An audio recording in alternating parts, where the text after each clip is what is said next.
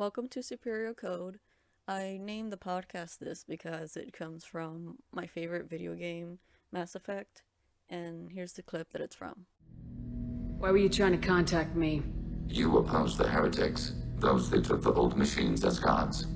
All kinds of organics fought Sovereign and his Geth allies. Why am I so interesting? You were the most successful. You killed their god. You succeeded where others did not. Your code is superior. So I loved this game. I really enjoyed it. I understand it's not like a masterpiece or anything, but I really enjoyed it. I loved it. It was a 5 out of 5 to me, pretty much.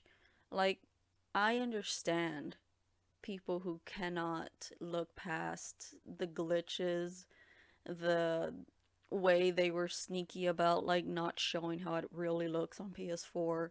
I understand that. I was angry too, and pretty much still am, but it's like thank God I ended up enjoying the story and characters so much that I was still able to enjoy the game. I played it 3 times. So, and that's like, I didn't speedrun it because I got this game on launch and I am barely talking about it now. I just finished my third playthrough. So, I really enjoyed it and it's a long game.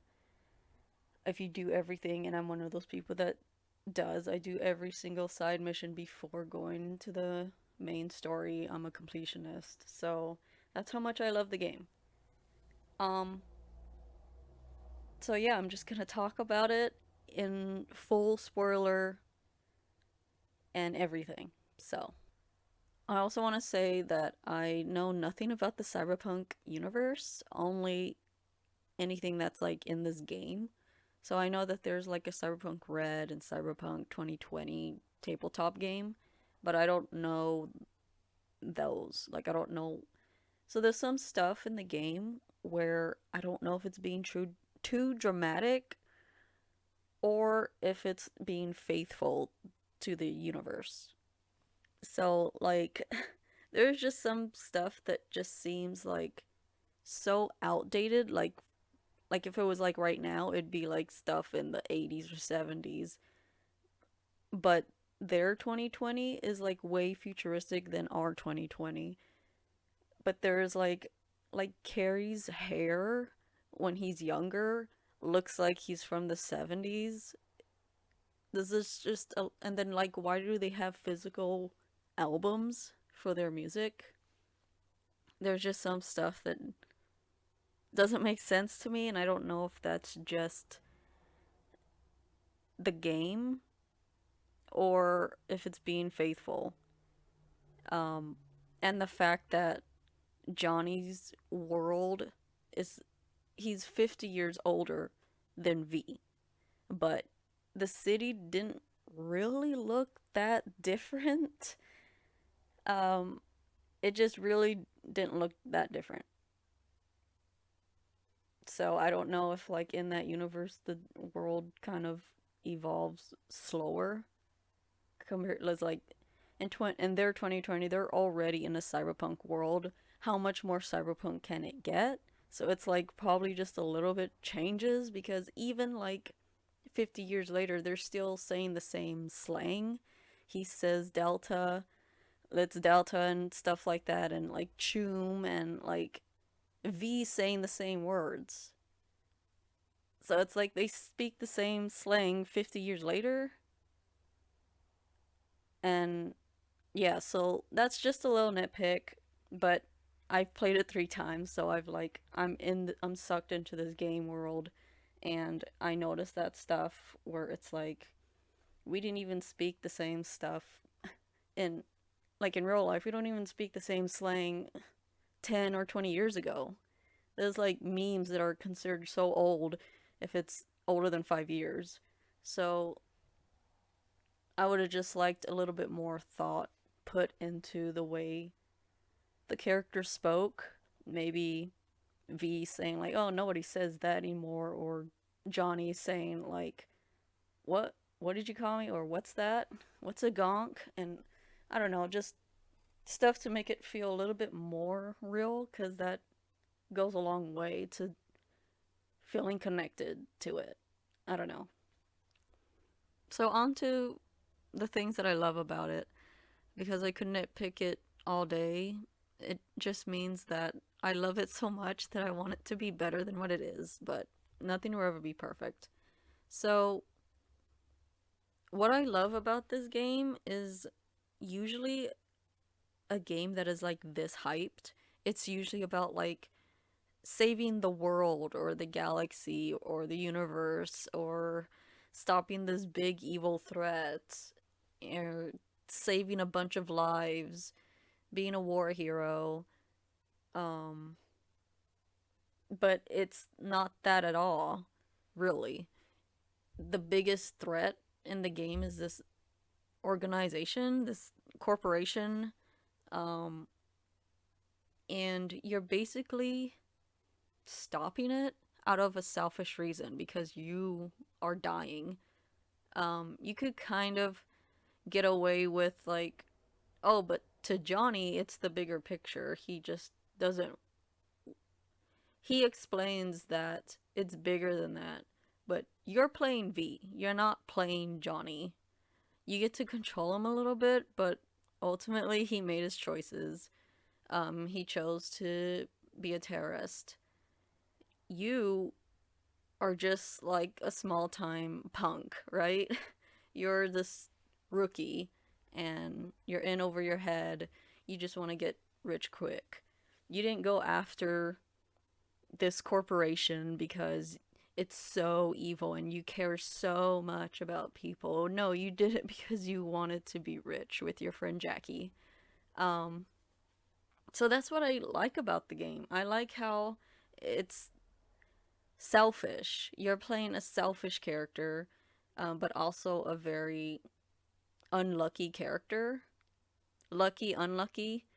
Unlucky because you are dying, but lucky you could have just died with that gunshot to the head and then that was that. But it gave you a few more weeks to get revenge or get closure or have a short relationship, build some friendships before you die. Like you have enough time to basically write your will, essentially. Um, while a lot of people don't get that chance. So lucky, unlucky, but it's V. You're playing a very selfish character. No matter what choices you make, at the end of the day, it's like you are just trying to live. You just want to live. It's not really about stopping Arasaka. It's not really about that. Johnny wants that. That's his goal. Um, you didn't want any of that. So I like that about the game so much. And I know, like, in one of the endings, you, uh, the Arasaka ending, if you go that route, their corporation gets, um, more powerful because you're like their guinea pig on how fusing someone can work, and that's how, like, the head of the company comes back is by seeing how it happened to you so that they can perfect it in a way that it works better for them.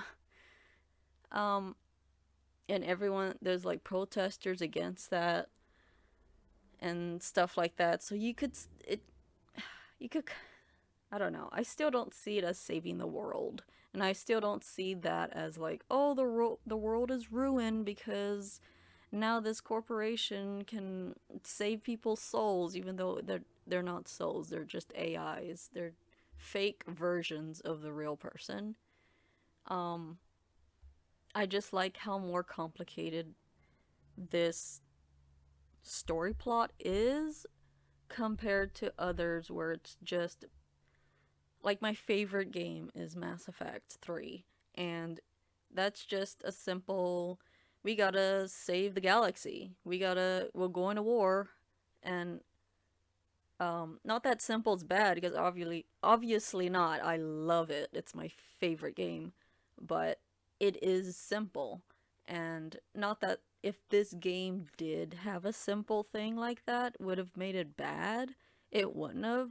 I'm just saying it's refreshing that it's not something like that, and it's refreshing that our character is this stupid, irresponsible, and selfish person who took this job to get rich. I like how, yeah, it's basically make your own character, but for the most part, V is a set character. You can't like not be a merc.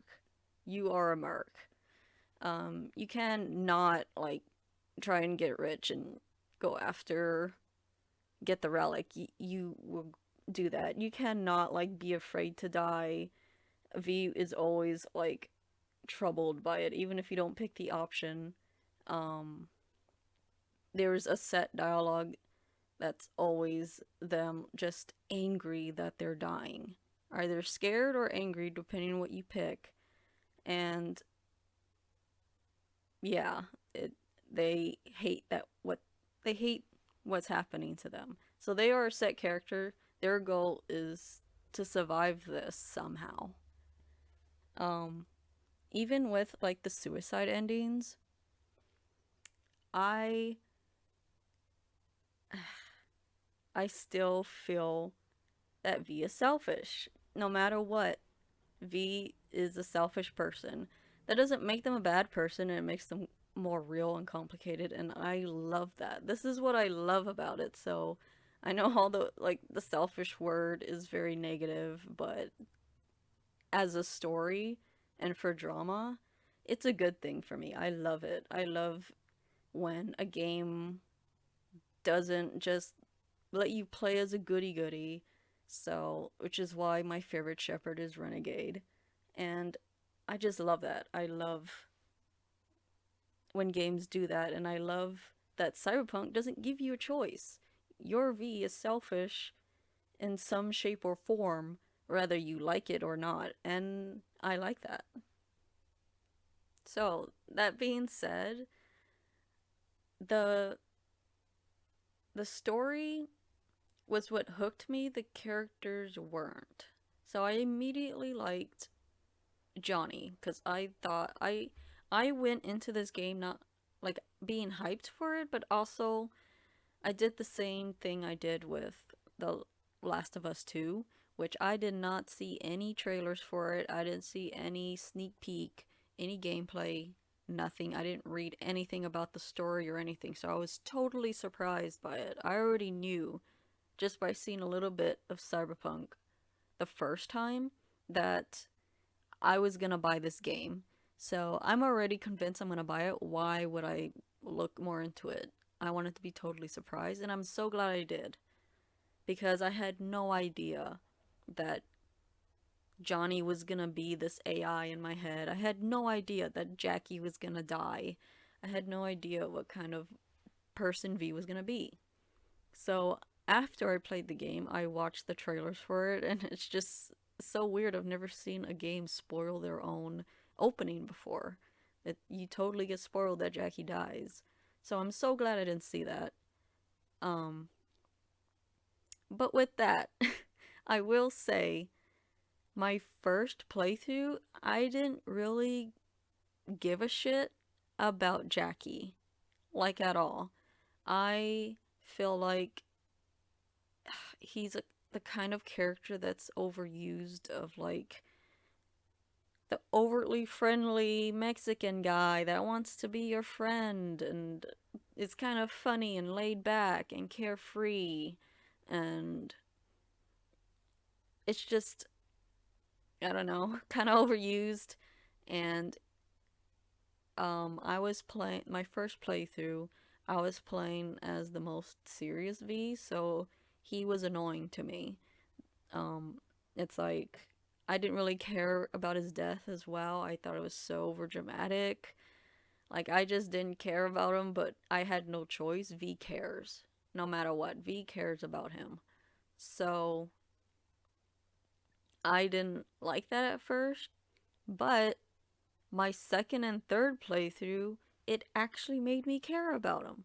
So I think for some games, this is one of them for me personally, that playing a game for the second time will probably hit different and have a bigger impact on how you feel about characters and the story because you know what's coming, and then like you miss little cues the first time of why characters are acting that way, and then after knowing it and then going back and rewatching and knowing what's to come makes it more sadder knowing what they're saying and knowing what their outcome is.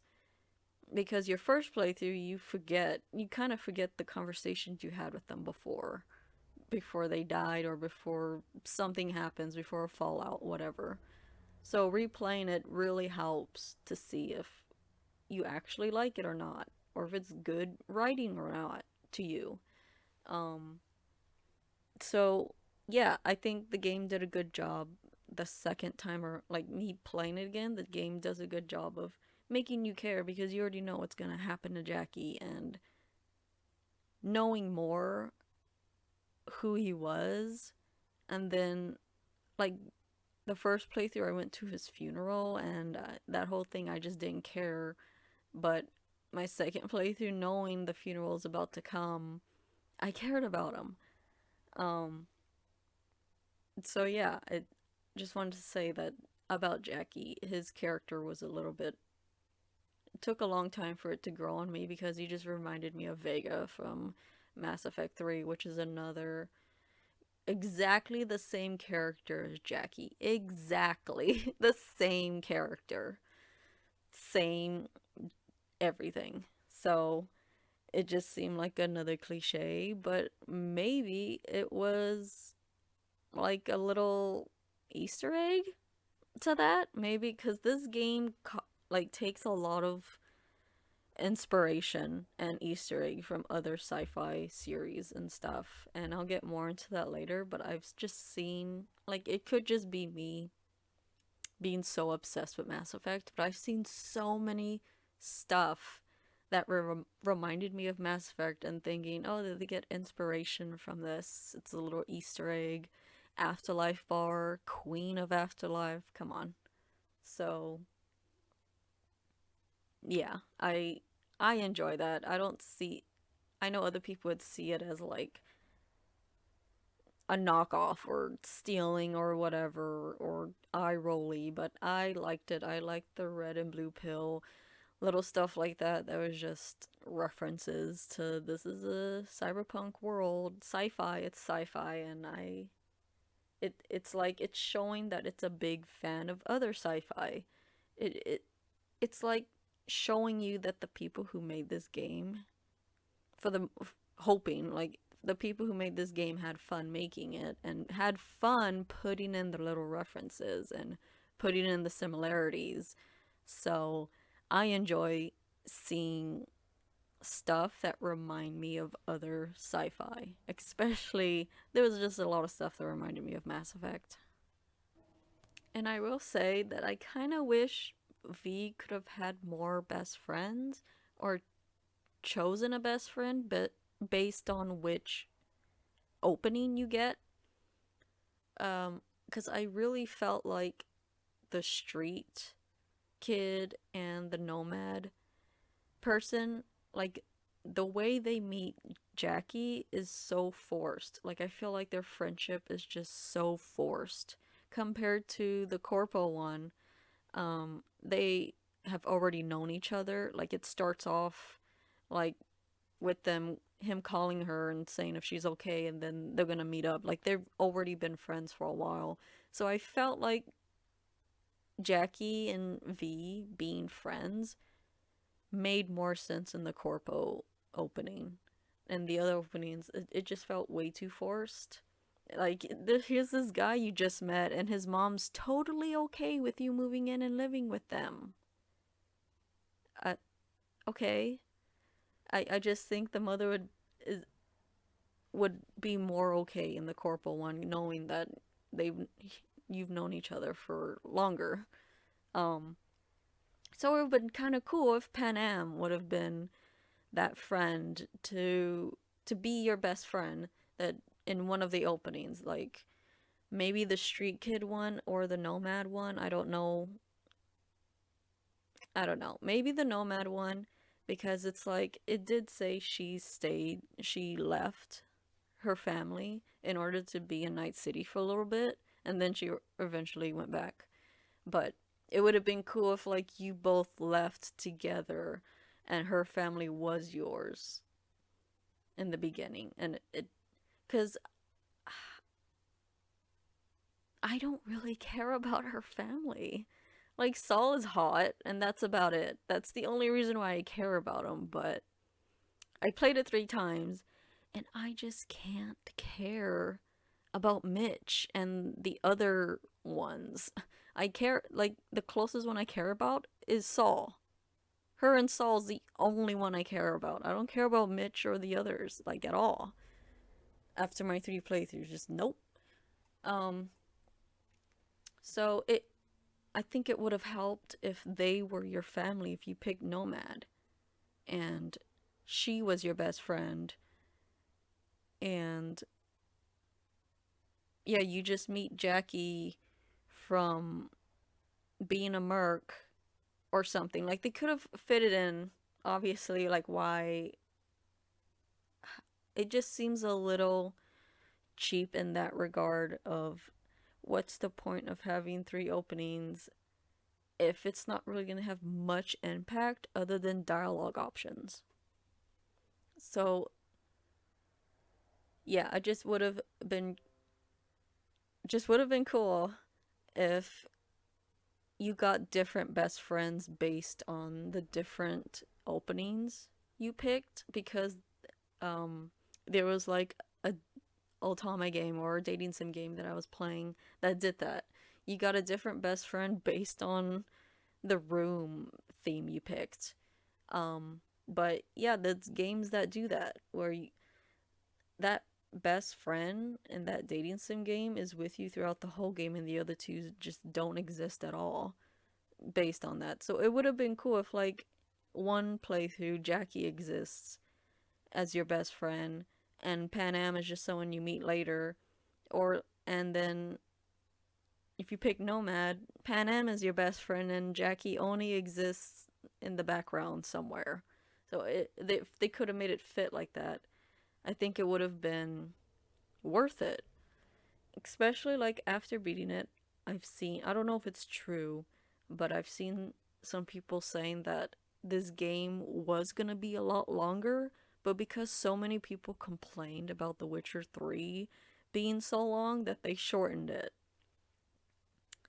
So that's a little disappointing, but if that's true, the way they could have kind of gotten around that is and like the game based on your one playthrough, picking one of the openings, it's the same length, but a totally not totally, but like a different story path with completely different characters with the same story but completely different characters based on the openings you get.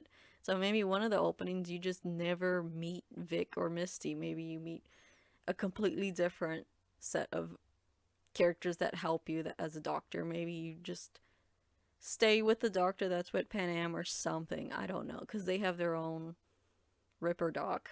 So it just would have been cool if like instead of just having like a 5 to 10 minute different opening, it could have been a completely different path like Resident Evil 6 does. Like they have different side um a different point of view of the characters of the story.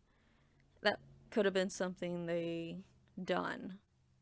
Um and in Dragon Age Origins, the first Dragon Age game, you also picked different openings, but it felt a lot longer compared to Cyberpunk's opening. So, and the game, it does the same thing as Cyberpunk. You pick one of the openings, and after the intro, you're on a completely same path as any other opening you get, but you're on a completely same path. But what they do different is, besides just dialogue options, characters in the game treat you differently based on the path that you have. And obviously, Cyberpunk doesn't really have the option to be a different, complete different creature or whatever. But in Dragon Age, they treat you different if you're a human, a dwarf, or an elf. Um, it just would have been nice if the Cyberpunk game treated you different if you were Corpo, Street Kid, or Nomad.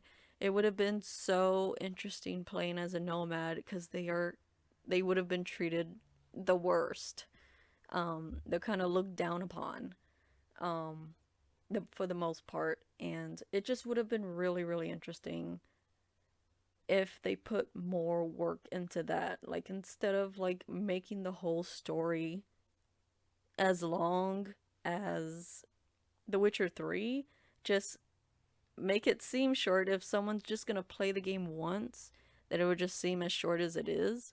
But someone who's gonna replay different stuff, it's like if someone played Resident Evil and just played Leon's Path and didn't try the others. So it's just gonna seem like an okay length game, but to someone who's gonna play all of them, it's a pretty long game. So that's how they could kind of get around people who didn't like how long The Witcher 3 was, um but also like cater to the people who did like how long it was. So that's how they could have got around that, because the people who did like how long it was are probably gonna replay it again to try out the other stuff. Um okay, so all the other characters I was basically okay with. I liked them, they were fine. Um but I there was two characters that kind of pissed me off, but in a good way because I like it makes them feel real. Is Vic and Judy. Vic, because towards the end, he knows you're dying and the pills are temporarily, they're just delaying it, and he tells you to choose how to deal with that.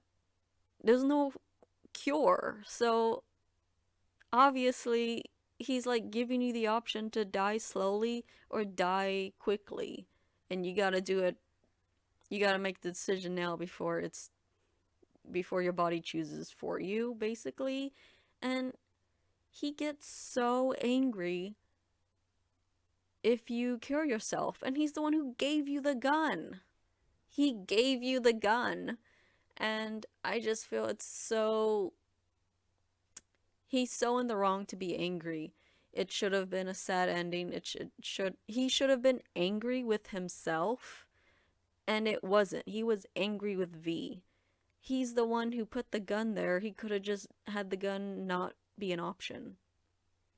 But I just don't see how you expect this young person, like early 20s, basically still a teenager, to choose something that big, that's sad and depressing, and get angry when they choose the gun, that you put the gun there telling them they're about to die anyways. I just don't see them being like it's so I'm just so angry with how angry they were at V. Obviously V was really sad, but it's a tricky ending, that suicide ending, cuz yeah, it's selfish, and like Carrie says, like, you didn't even think about how it will hurt your friends and stuff, but at the same time, V committed suicide in order to save her friends. She didn't want Panam and her family dying for her. I'm saying her because my V was a female, but she didn't want like people dying for them. Like, just think how fucked up it is if you have Panam go and Saul dies, and like people die in her family for you, only like for you to come back as the fake version of V. The real V dies. You're just being copied, but V dies. It's just an AI who thinks they're V. Or, like, even sadder is if you come back as Johnny. It's like Panam went through all that just for V to not actually be saved, but to save Johnny or to save this copy version of V. So, and then like Rogue dying, and she has a son. Same thing, like Rogue doesn't even get to be alive to see that Johnny comes back. Or V gets saved, even though it's the fake version of V. And so, knowing that, picking the suicide option isn't as selfish as you think it is. Um, it's selfish in a way that V keeps this to herself and doesn't just leave a note explaining that the only way to save her is to go inside Makoshi, and to do that they have to get a team and risk the lives of other people in order just to save her. One, like, so many people have to die in order to save one person. Um a thief. So it's that part, yes.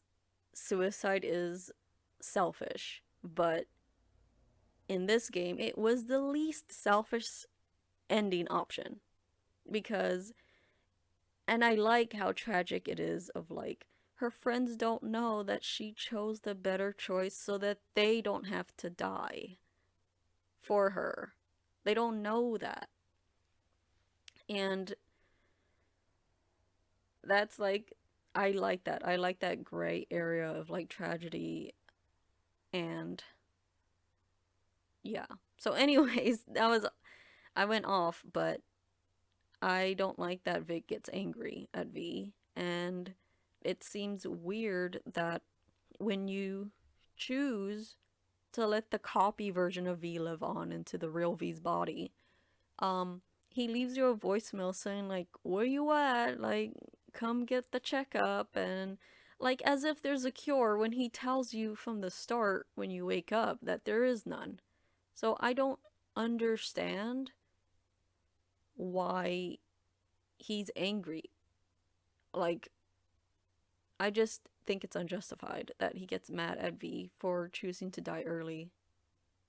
And yeah. So I don't really like Vic, but I don't hate him. He's a complicated character. And Judy, she's a very closed off person and selfish, so the reason I hate her makes sense with her character, so I love the way she's written. Um, she is the only character that I know of, because obviously I only played female V with a female body, so I haven't romanced Panam. I've seen Carrie's, but I haven't like played it, so I don't know what it's like when you tell them it's just sex, I don't want anything else. So with I'm just basing it off Judy versus River, saying that you don't really want to start a relationship and the sex was fun, but you don't want it to be serious. River is so much more mature about it and doesn't block you. I will admit I never picked the option of saying it was just sex. I picked the option of like, I like you, but I don't want to stay with you. The sex was fun though. So that's the option I picked. And yeah. Versus with Judy, she completely blocks you.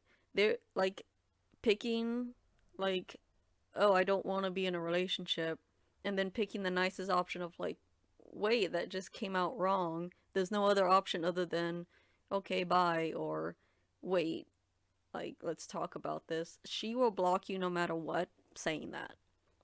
It's so immature of her, like after everything V has done for her. And this is after doing her big mission and stuff. So after everything V's done for her, she's just gonna block her just because she doesn't want to be in a relationship? Because she just wanted to have sex?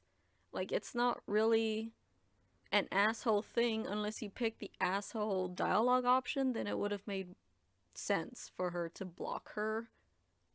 If you just pick, yeah, whatever, bye then. But you don't. You went through so much. I understand Judy being hurt because she wanted something more, but to go and block her is annoying. And before even getting to that point, Judy will block V if you end her main story path by taking her friend's money. Like, you don't end up killing all of them.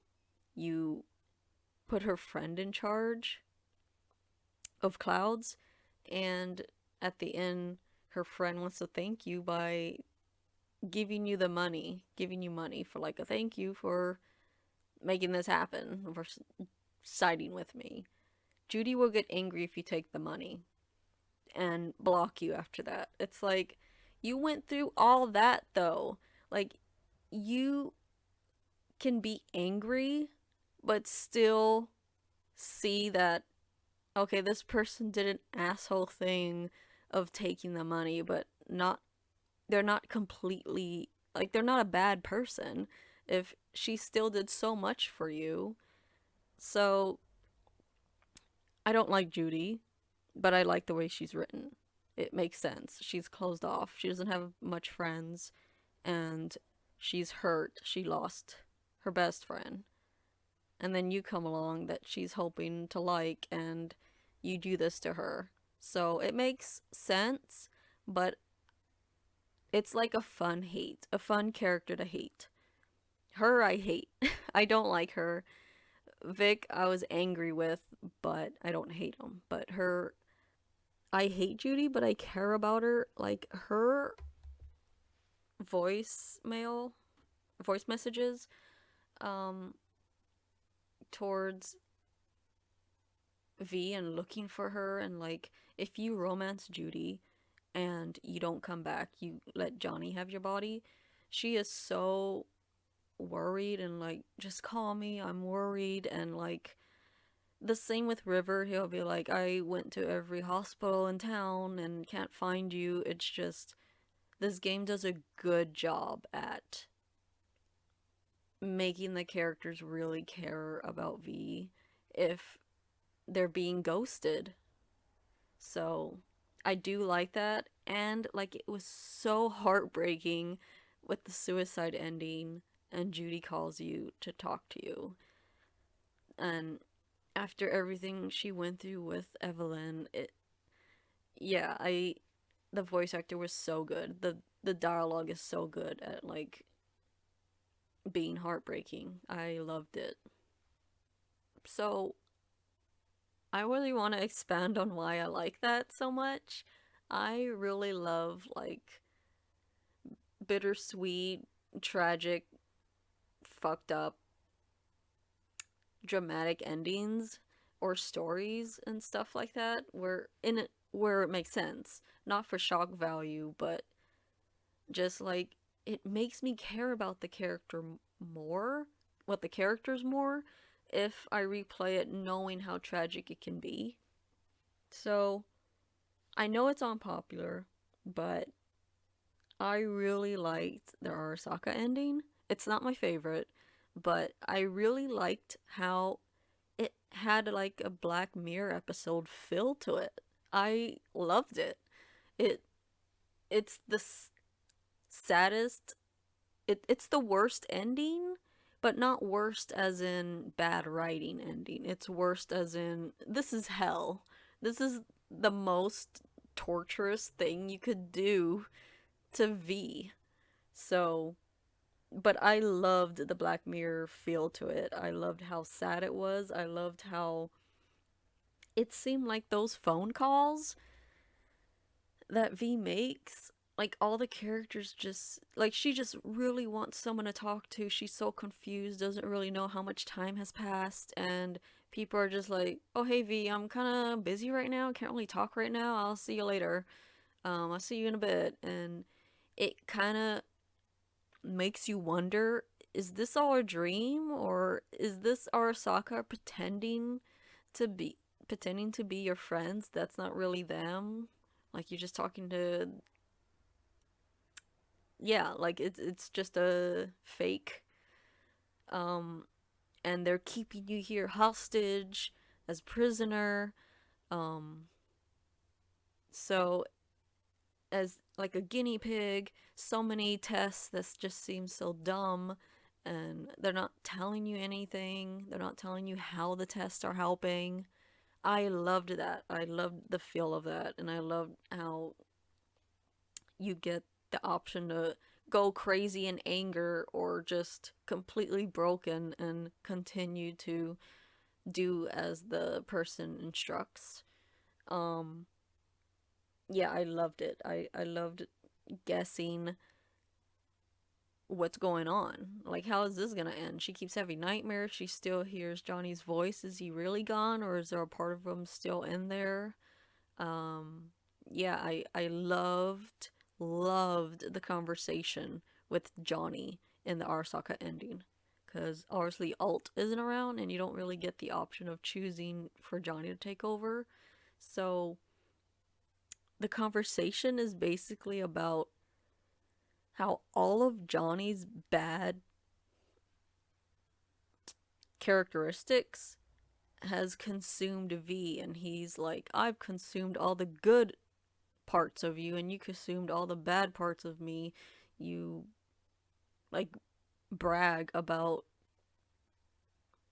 betraying your friends, and I'm still angry with Arasaka did to Jackie. I'm the anger for that, and how sad he is and disappointed. Like you expected him, like walking up to him, like being so angry, but he's not. He's just so sad and so disappointed. It's heartbreaking. And one of the options is to, you could pick like, oh, I just want to talk to you one last time as friends, and he's like, that can't happen. That's not, we're not, he doesn't want to be your friend. He completely didn't like this choice. So I liked that bittersweet tragic end. I liked that ending, and I think that if there's a DLC that comes after the choices, the DLC would be so much more interesting after the Arasaka ending. Because think about it, like now Arasaka has their project completed, like successfully thanks to you, so they're very powerful than they were, and you're gonna live in that world. And I'm curious to see how that goes, because if you choose to go back to Earth, um, Hanako calls you and is like, "Oh, if you ever want a job, we still would like to have you around." And it's like she still is like, she's still, respect isn't the word, but I can't think of it. But she still likes you enough in order to hire you. She doesn't think that, she still believes she kept her side of the deal. For the most, she did for the most part, but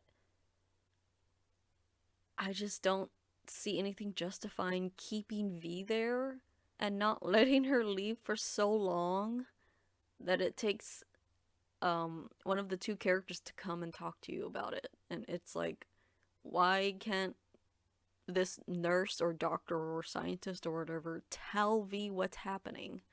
Um and she had no contact with anybody else. Anyways, I, or if you pick the option to go inside Makoshi and be copied, you're gonna come back inside.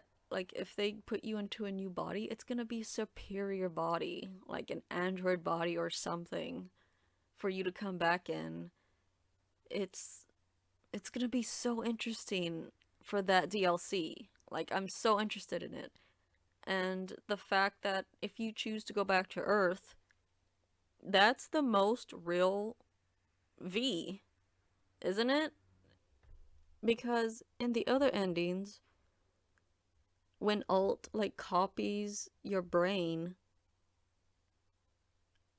and you choose to go back inside your own body, V doesn't say she feels empty.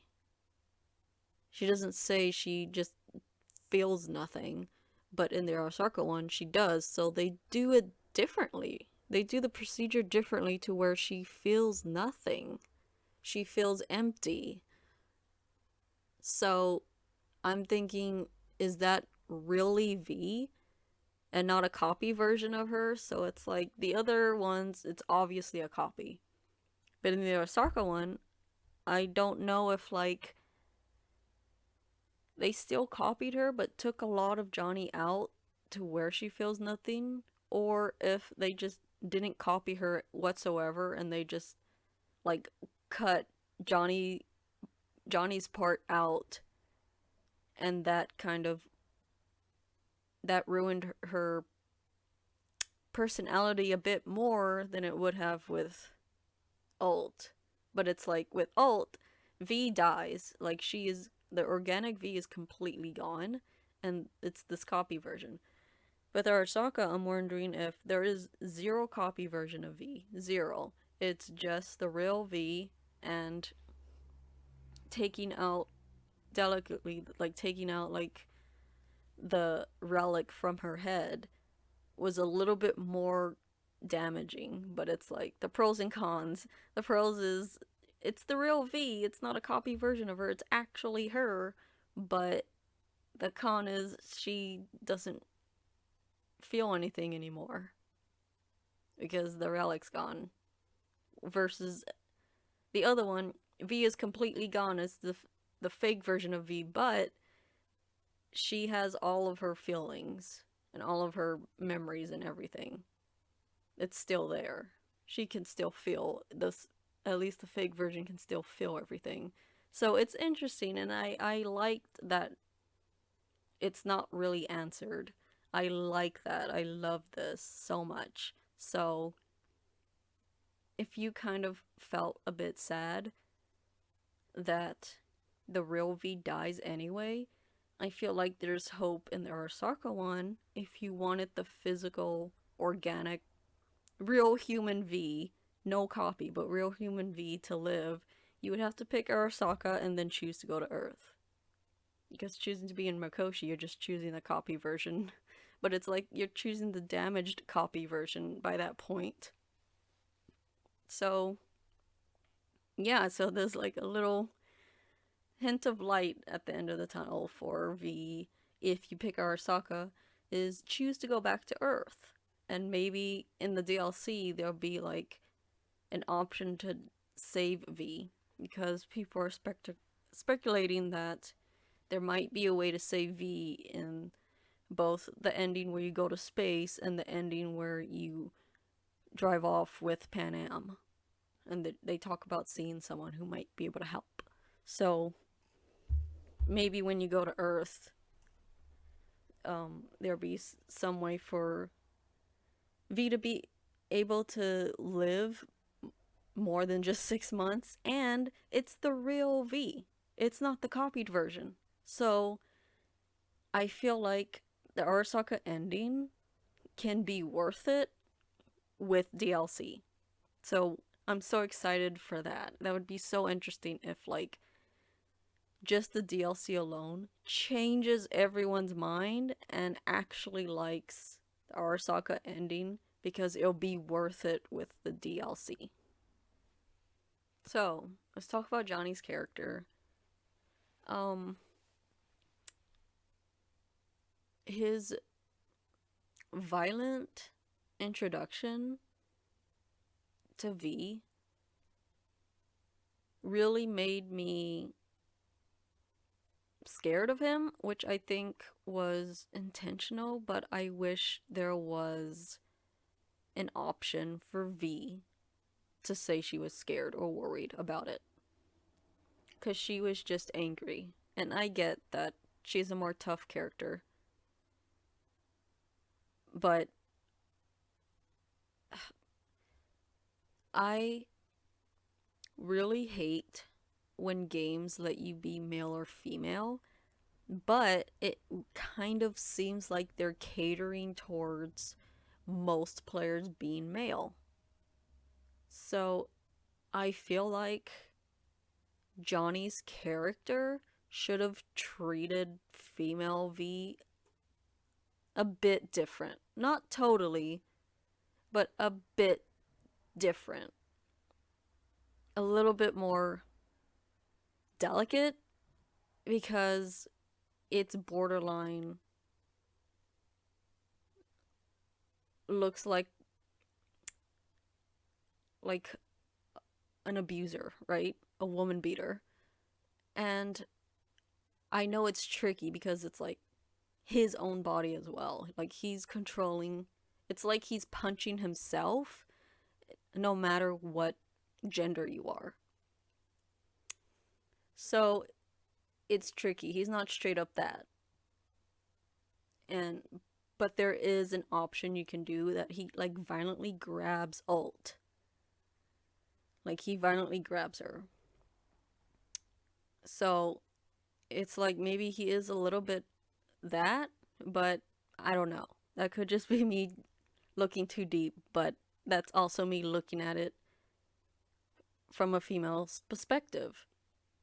So I wish there was some acknowledgement of him apologizing for being that rough. Like, he could obviously apologize for being that rough to a male player as well. But for female characters, I wish there was some option of, like, I'm sorry, you know? Of, like, being too rough like that. And, yeah, just to make it feel a little bit like they as in the creators of the game, like, if he treated male and female V a bit different and had way more dialogues of like treating them a bit different, talking to them differently a little bit, it would feel like, okay, they really do anticipate people of all kinds of players to play this game instead of feeling like, okay, they're just basing it off of most players are gonna be male. So that's annoying because I just finished playing a playthrough of The Outer Worlds, and the ending, it says the character is a he and his and stuff like that, but the subtitle says she and her. So they obviously forgot to put in the audio version of like if it's you're playing as female, but and then it happened in another game where I'm playing as a girl, but they call me a he. So obviously there's games where they the default is a male character, and that annoys me. I wish they would take into account of like, okay, let's make sure we record and have dialogue lines for each male and female, you know? I wish they put that into account and they're like, okay, he's gonna be rough with V here, and it's like, are they still gonna be that rough as to the female characters? Or like, okay, they're gonna talk about stuff like, I don't know, like guy talk. Like, does he talk guy talk exactly the same if he was talking to a female? Like, there's just some stuff you don't really talk to, like my female friends versus male friends. So, and I'm not saying that you could never do that. Obviously, like, you can talk the same way no matter what, but let's be real. There is just some stuff where you're more comfortable around people of the same sex. And it that's just there, you know? Or like a child is gonna feel a little bit more comfortable with the same sex parent that, you know? So it's stuff like that where I wish they would take into account more. Obviously, not totally like different and like, oh, you can't be the same roughness with a rough girl. You have to treat V as this delicate flower. Like, no. Treat her the same way, but the aftermath, the apology, should be different. And on that, I watched other people play and they didn't really seem to, they were a little annoyed with the first time you give Johnny control and he like, you know, he goes and does drugs and drinks and gets you sick and he makes out, almost has sex with a stripper and there's a moment where he has sex with, almost has sex with Rogue and makes out with her, and the people are just, the people playing the game are just like, oh hell yeah, get it. But for me, I felt so violated. It's like, yeah, I feel sorry for Johnny. He has to share this body. It's technically his too, but it's borrowed, right? It belongs to V ultimately, and I just felt so violated. Like role playing, I was I was role playing as V. So just imagining if like my body was being forced to make out with someone I didn't want to make out with, to fill up someone I didn't want to fill up, and to sexually touch someone I didn't want to touch that way. I felt very violated, like borderline molestation and rape. That it's like Johnny didn't ask V if that was okay. He didn't get the consent of V if that was okay. He got the consent of V to use her body to go talk to Rogue. He didn't get the consent of doing the sexual stuff and obviously the non-sexual stuff like drinking and getting a tattoo and stuff. Um I understand like it's supposed to be funny, but I kind of wish there was a dialogue option for males as well, but for most part for a female, a guy taking over and like doing these sexual acts in her body is just feels very violating. I wish there was a way that V could be even more angry.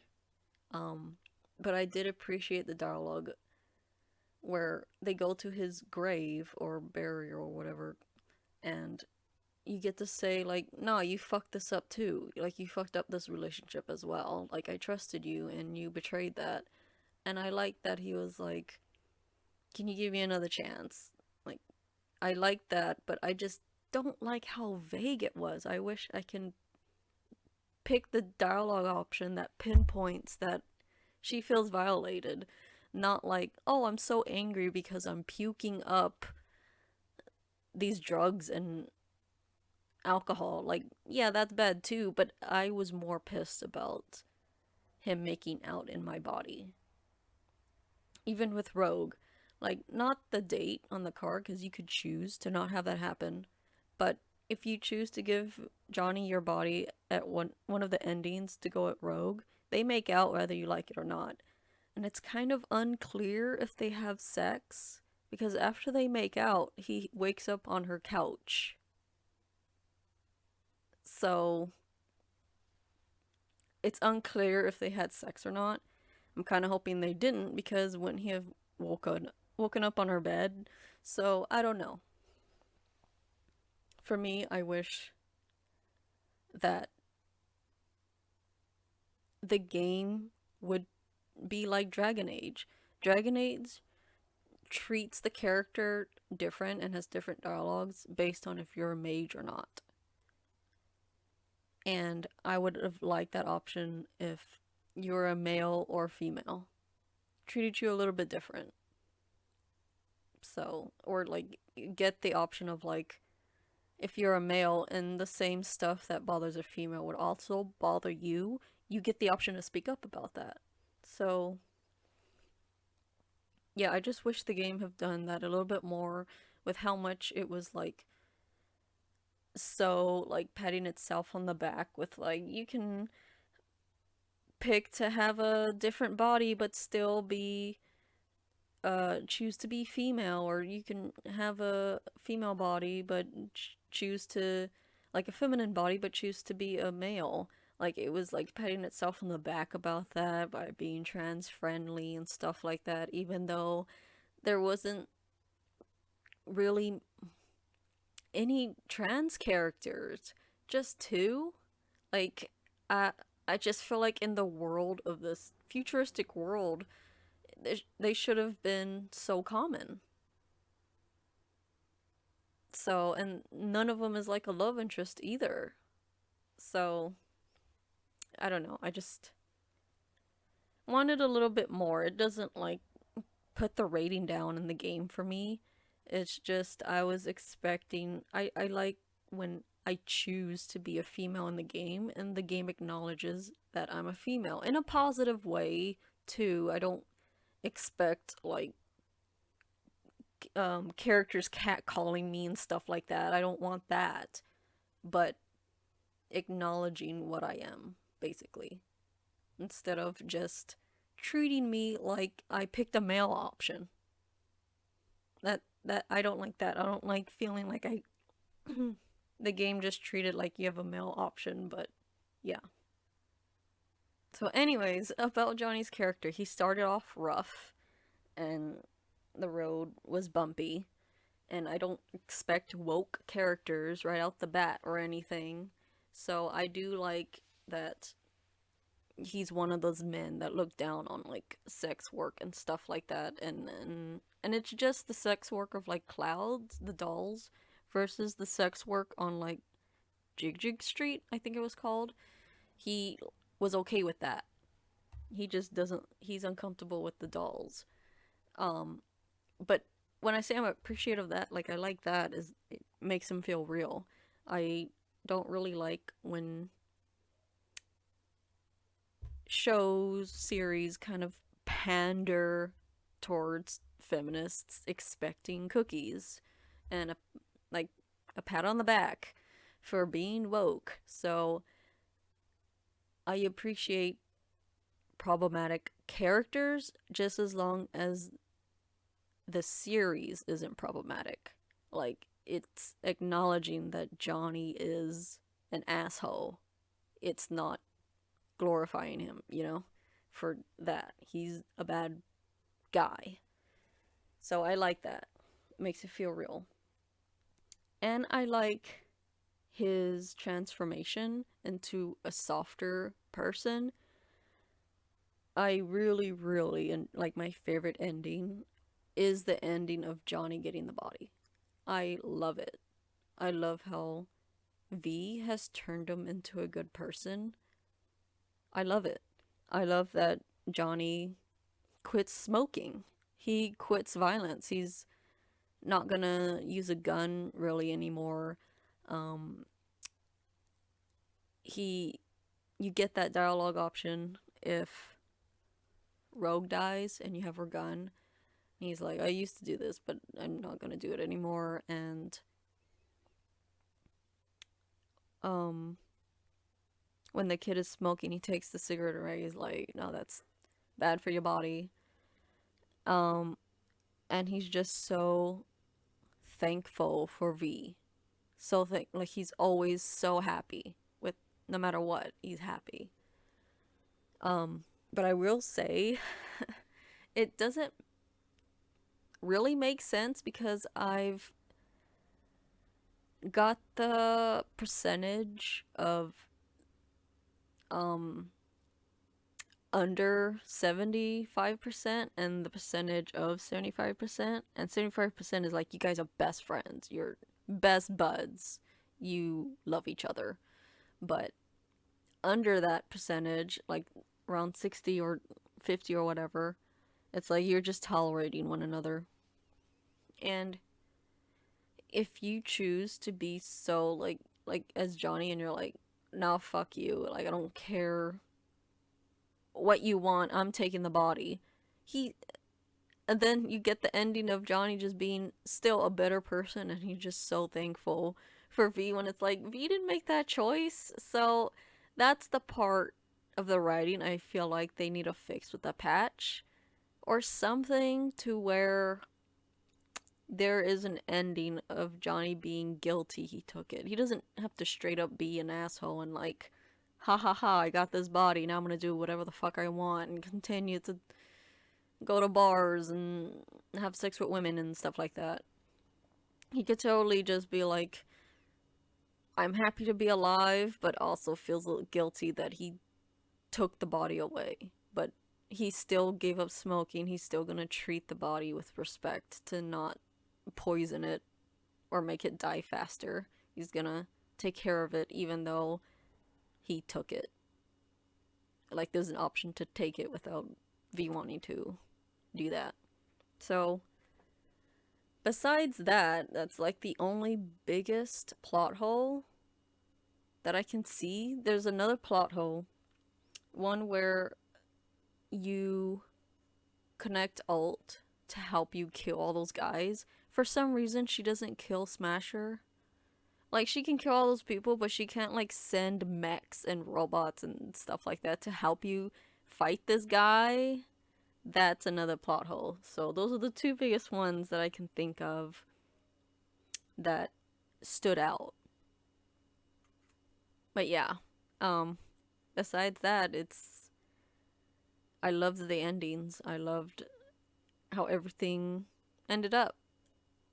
And I love that Johnny, like I said, turns into a good person. He's talking to this kid. I feel like he's seen V in it. V in this kid because that kid is wearing a shirt that V owned. I don't know if that's like just a popular shirt or if that's like one of the like that used to be V's shirt and then Johnny just gave him that shirt. Um but yeah, it I liked it a lot. I liked the type of person Johnny became. Um I like that V changed him. And it is sad for V as well because it's like she lost a friend. But I feel like it's a lot harder for Johnny because he literally can see V every day in a reflection in the mirror. Her voice, he's stuck with her forever. Even him, there's a dialogue option where he says he's getting a sex change, but if you're a female, but for the most part, the face is staying the same. So he's forever haunted and um sad and yeah, but I like that. I really do like it. I know it's like V didn't intentionally change him. It's more like a little bit of V's soft personality, innocent personality um created a better Johnny. Now, why isn't Johnny a romantic option? Like I get that him and Rogue are supposed to be like the one with like they're still crazy about each other. They still have feelings, but I still feel like there should have been an option for V to state that she's fallen for him. He has a line where he says he's not interested in Carrie because he has a dick. So, he's only interested in women, but why like I feel like V should have fell in love with him because I get the complication of like, wow, you are Johnny because you're both fusing together, but I still feel like you would have feelings for that person because they obviously do.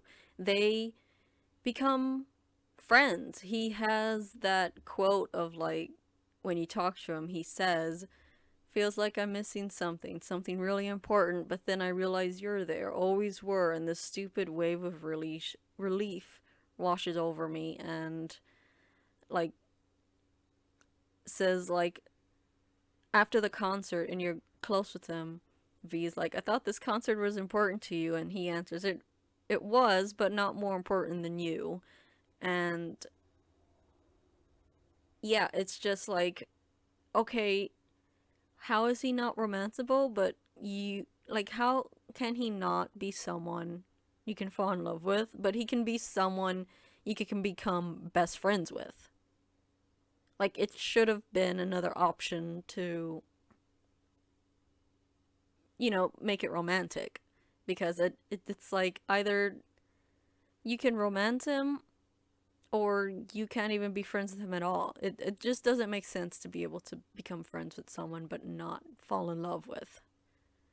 Um, there's that one line that I think they just put in there for people who want to ship him and V together, but I think it's bullshit. It's the line where she says, "Thanks for saving me. I'll owe you one." He's like, "I'll hold you up to it." And she's like, "You were thinking about sex, weren't you?" And he's like, "Technically, we'd be jerking off, but no, you're not my type." It's like they put that little line there just to get people off their back of like to ask them the question at panel or whatever of, does V fall in love? And that little line is there to basically say, no, they're never gonna do it, or they're never gonna fall in love. Like, it's not even a question. But it's just really annoying because it doesn't make sense. How is V not his type? Like, looks have nothing to do with it, because you could make your V very ugly or very attractive based on how you want. So looks have nothing to do with it. It's about personality. He's talking about, he has to be talking about that. I don't get how he's not into V when she is a criminal like he was. She's like a merc like they were. She was, scum. They were scum. Like, she's living the similar life that they were, fighting the same enemy they were, and it makes no sense. It's just a bullshit line they put in so that people won't question if, won't ship them officially.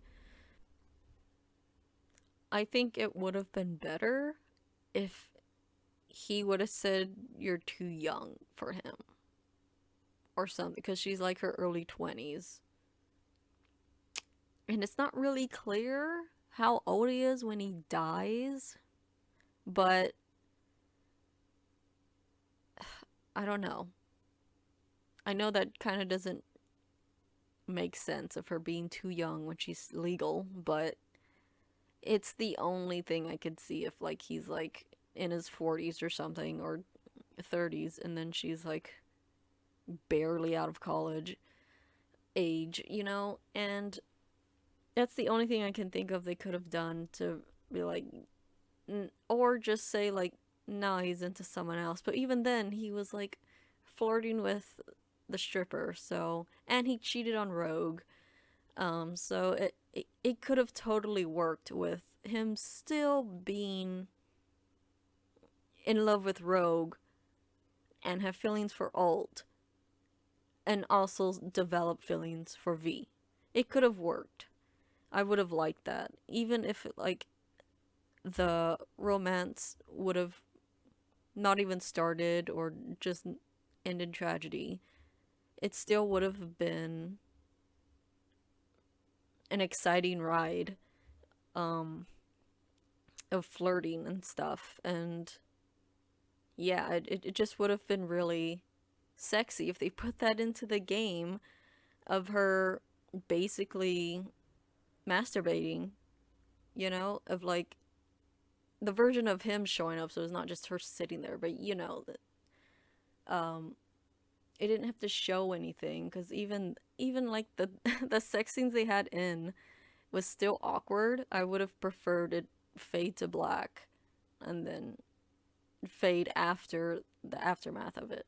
I would have preferred that. I wish there was an option to skip the scenes because I didn't really need it, but they are sexy, so it could have worked. it would have been a cool addition to different ways to be sexual. It's, yeah, it would basically be phone sex in a way. Like, yeah.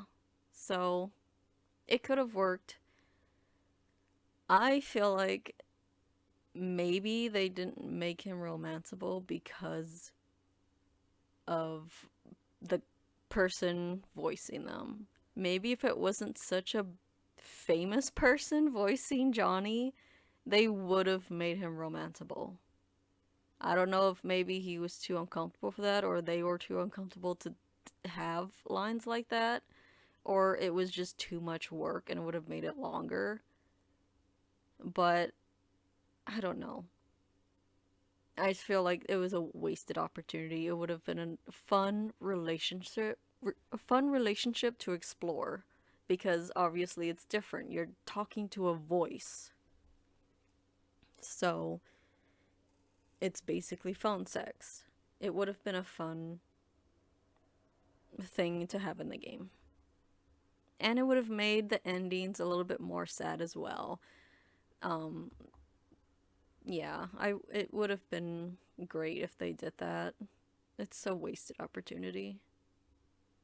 And the fact that one of the tattoos you can get is a heart that says V and Johnny forever, and then one of the achievements you get is called the Lovers, and that's after you get the relic. So it could be referring to Johnny and Rogue, but it's also when V and Johnny come together, and it's called the Lovers. And then there's like that card reading that Misty does, um, saying about the magician, and it says the magician, it's you may meet someone fascinating, someone charismatic, maybe even someone you grow to love. So that's there. So I feel like they were thinking about making him romanceable, but it got scrapped. Because there's even like cut dialogue where he's like, "Good night, my prince," or "Good night, my princess." Like, that was cut. So it feels like you should have been able to flirt with him as male or female. But I feel like as female, since it's like canon that he's only into women, because that little remark he made about Carrie saying like he had a dick, meaning I wasn't interested. So I feel like in Dragon Age you can flirt with um that mage who's only interested in men. You could flirt with him as a female. It just won't go anywhere, but he will flirt with you like he will flirt with a male. It just won't go anywhere. So I feel like that could have been done with Johnny as well. That a male character should have been able to flirt with Johnny as a female one could, but it just won't go anywhere. It just would have been fun. Everyone would have been happy with it.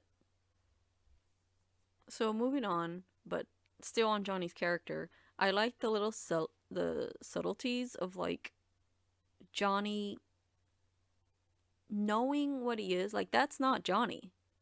V never meets Johnny. That's the copy version. That's the fake Johnny. She becomes friends with his fake version, like the copied version, not the real one. The real one's dead. So they don't really expand on that, but there's a little dialogue from Alt that says to Johnny, "You still deny what you are. You're a bunch of data." And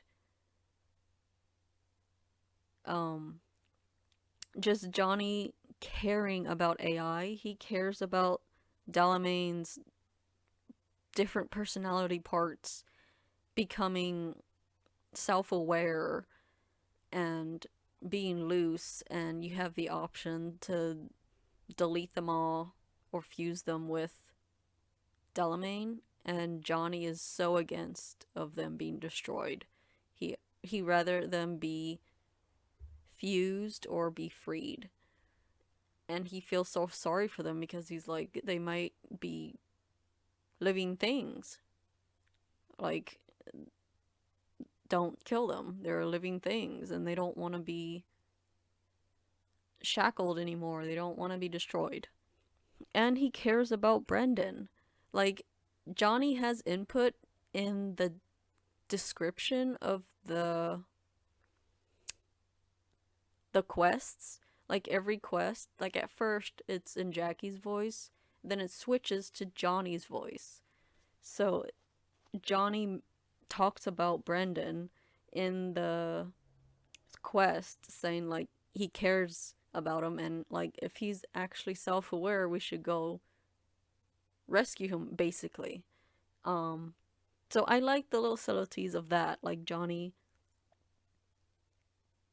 feeling connected to AIs cuz he is one, but he never admits that until the very end where he's like, "Welcome to the club. You're a bunch of ones and zeros." He doesn't ever admit that until the very end because by that point he's been an AI for so long that he's kind of accepted it by that point. And he's like kind of getting ready that he's gonna be fusing with Alt and becoming something more less human than what he is. So I love that. I do wish there was more to expand on that, but I don't know if that's just laziness on the writer's part or intentional because Johnny and V are the type of characters that don't want to talk about that they're that stuff, that they're very simple-minded, and I don't know if the writing is revolving on that to where it fits. So it's either very good writing and fits the characters that they don't even want to talk about it, or if it was laziness. So I'm unclear on that, but yeah, you get one option of like V saying, "Wait a minute, in order to save me, you have to kill me." And Johnny is like, "Oh, what's the difference? Like nothing changes. You just go back into your body." And also like everything changes. It's called Soul Killer for a reason. So, but then that's it. They move on with the move on with the story, the dialogue. They don't really expand on that. And I would have liked if they did, but it could just be that Johnny and V are both simple minded on it. They're just, oh, okay, I'm gonna live no matter what. Who cares? So yeah, I do like that it's giving little clues that Johnny cares about AI, um, because he is one.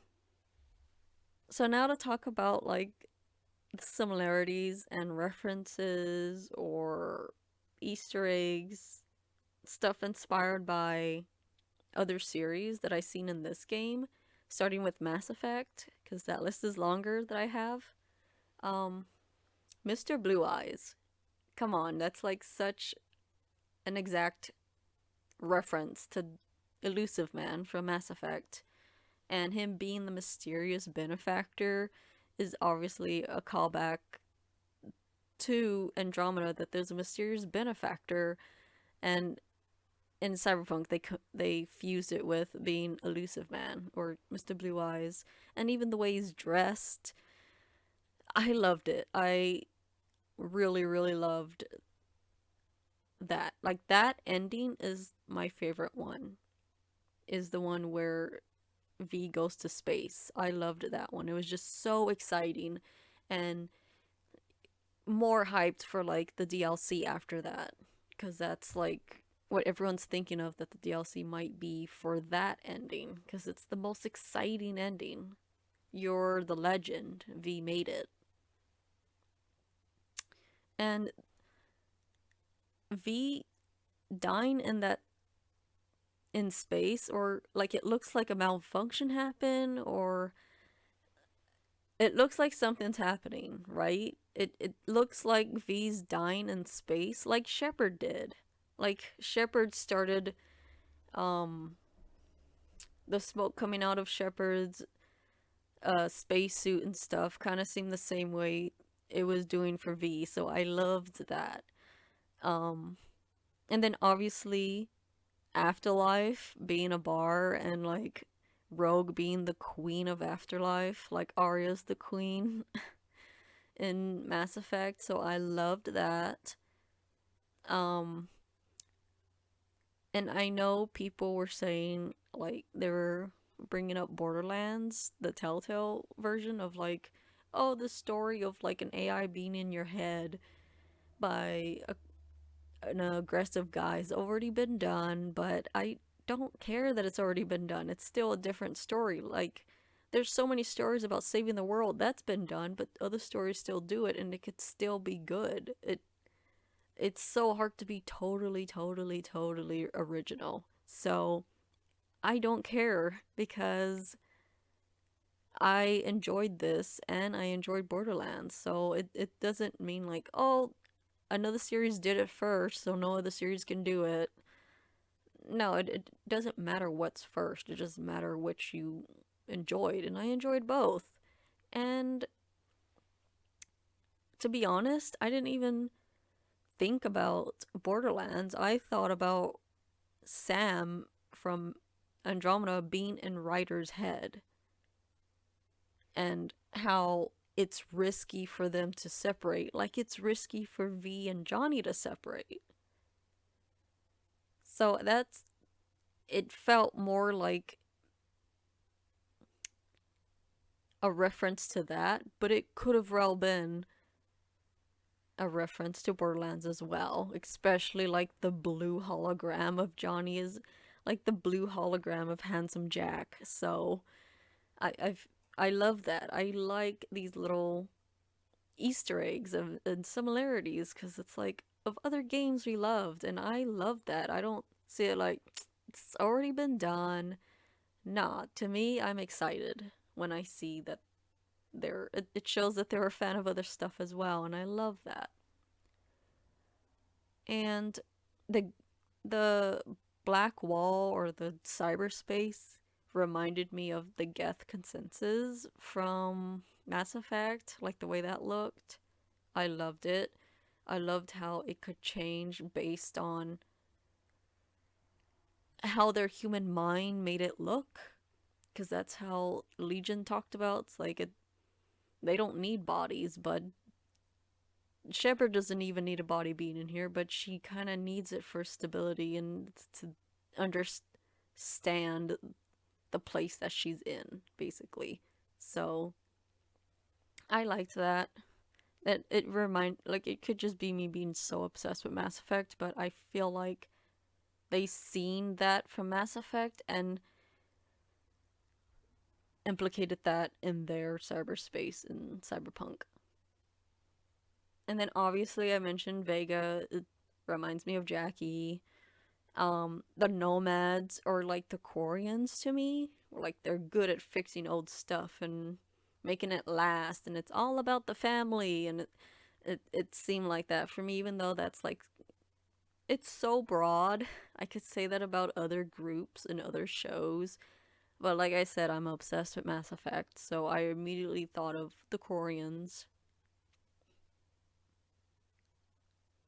Um, oh, and the walking into the green ending, then walking into alt and like the ending for Mass Effect 3, there's this big green beam, and there's a big green beam in Cyberpunk as well at the ending. So it's obviously a play on like the three different colored endings, cuz like there's the green, and then there's the everything around them is blue, and then their physical selves, they're not physical but like alt, Johnny, and V are red. So it's like green, blue, and red obviously has to be a callback to Mass Effect. And I liked it. And then the shovel from The Witcher 3, it's it's fun to have that there. Um and it just makes you wonder, is like, is that like a is that Siri was there and she left that shovel there, or could have just been. It's just fun to think about. It's fun for fanfics, and it would have been cool to see a little bit more of evidence of Ciri being there, because in The Witcher 3, Ciri talks about being in like a cyberpunk futuristic type world. So it would be cool if she was in it somehow. Maybe a DLC or something. It would have been cool.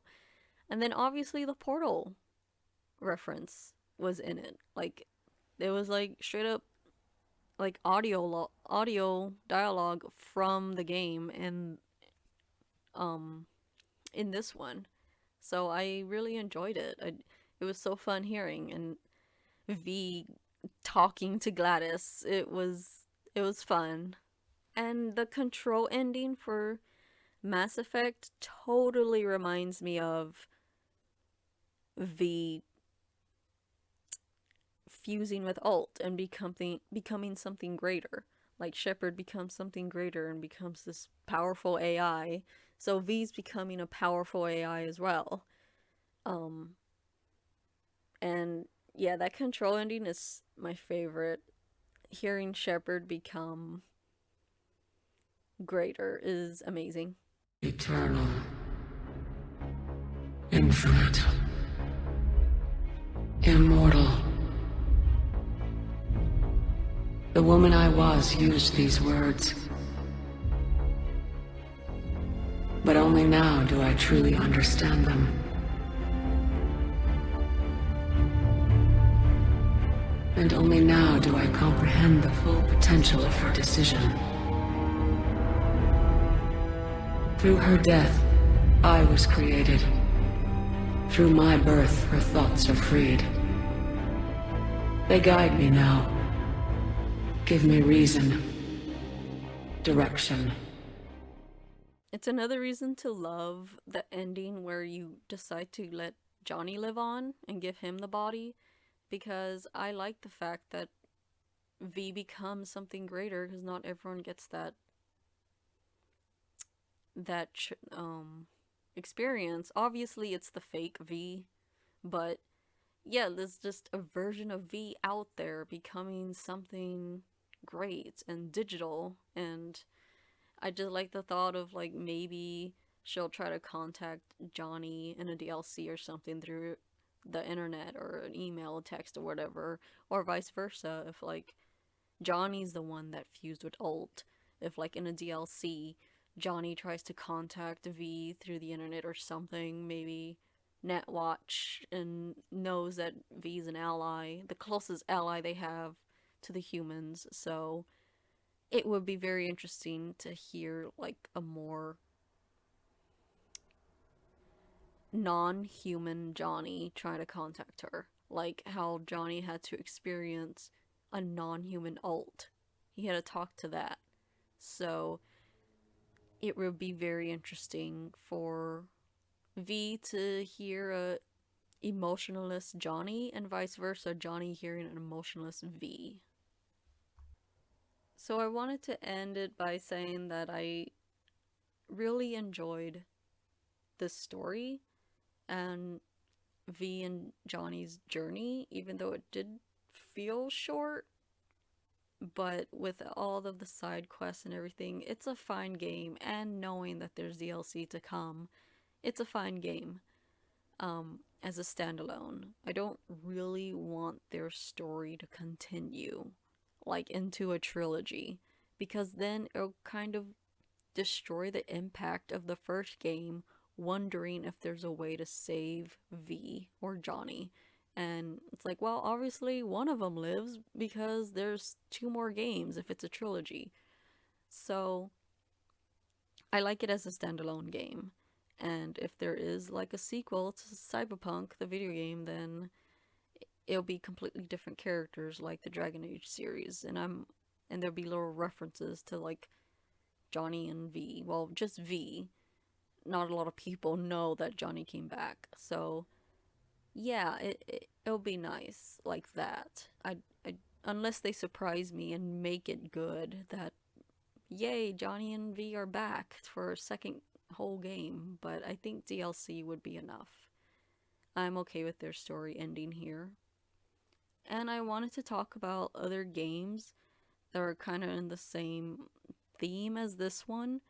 Soma or Sama, I think it's Soma. It's like this horror game, but it has such an interesting debate and discussion about like copying yourself and like if the other copies have a soul or is there just one soul of the original person and little parts of your soul is like getting passed around to these copies, or is like the copies totally nothing at all and like just an AI, just something created by humans and soulless. Um and a character talking about like they feel like when they got copied into the better body to live on, that they just flipped it, they won a coin toss, a coin flip, and asking like, so is my human body in heaven and there's no room for me, or do I also get to go up in heaven since we're basically the same person? And it's just this talk of like, and then the game Prey, like the newest game version of Prey, because I know there's an older game, but I'm talking about the new one. Um, that talk also is about like copying different versions, but then it talks about like even though this is the same copy of you, the fact that you both go separate ways turns you both into a different person because of the experiences you face. So you could still be a copy, but then once you go your separate ways, you're your own person by that branch, different branches and stuff. So it's very interesting. So if you really like Cyberpunk, I recommend Soma and Prey. And then obviously Borderlands, Telltale, because of Handsome Jack. And then Observation. Like, might be a little mid spoiler me saying that, but Observation, it, I'll just show like the trailer for it here to give you a little hint. HQ, this is Dr. Emma Fisher on board Observation. I still don't know what happened or how I ended up here. There is no sign of the other crew. It's just myself and Sam. Sam's systems are coming back online gradually as we restore power to what's left of the station. But that's the thing. Something has changed in Sam. I am different now. And then the medium, where it's like she has herself and then her spirit self, but then you meet another character who also has a spirit self, but they're completely different people. They're not mirrored at all. They don't copy, they're not, they're not synchronized like the main character is. She's synchronized with her spirit self. They're practically the same person. But this other character, they're completely different individuals. So that was very interesting and I loved it. Like, the game is meh, but I really love the concept so much. I recommend checking it out or watching like a no commentary playthrough. It's very, very interesting. And then Twin Mirror is about this guy has a imaginary friend that he keeps talking to, and it's very interesting. It's obviously like when V silently talks to Johnny in her head, because even in the game, the guy says like, how are you, what's it like having two different personalities? And you're like, well, me and Johnny just talk and shoot the shit. And he's like, you're not really talking to him, but I know what you mean. So it's like everyone is like so surprised that V is talking to Johnny because the woman from the Voodoo Dolls is like, "What? Who told you about alt?" And you're like, "Johnny did." And she's like, "What do you mean by that?" And she's like, "Me and Johnny talk to each other." And it's just so weird for everyone to hear that. So it's a little bit of like, it's either